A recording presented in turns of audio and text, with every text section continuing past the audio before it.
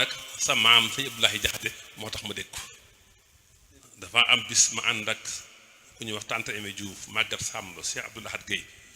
ñu dem ca moom ak màggal soxna Xadi ba yónni ñu moom ñu am lu ñu koy jox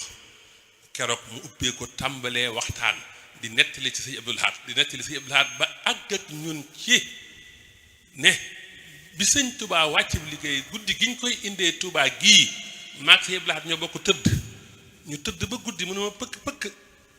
ma jug mu ne ma jugal indi nañ sëñ Touba Touba te boobu ñu ko yëg bëriwul nee na ko bàyyi li ngay wax waaye sëñ Alsaan Jaxate mi ñuy dégg nii nee na mun a tekk ba ci yàgg mu ne waat ma pëkk pëkk jugal indi nañ sëñ Touba Touba nee na ba muy ñetti yoon nee na mu jékki-jékki na tekk ba mel ne dafay nekkatul ba ci yàgg mu ne ma dem naa ba ñëw sax ña ngi ko def ca roon bépp ga mbaaral ko fa nee na bañ xëy suba ma ne ko noo ko xamee mu ne ma xet gi moom a xëy sëñ Abdou Lahat bi muy def loolu sëñ Abdou Lahat bi muy def lii booba fukki at ak ñett la am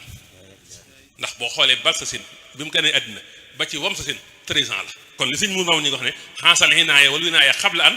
loolu am na moom nag day nitu multidimension wet goo ci xool sëñ Abdou Lahat mu fees fa dell ci xam-xam ci jikko ci wet yépp ci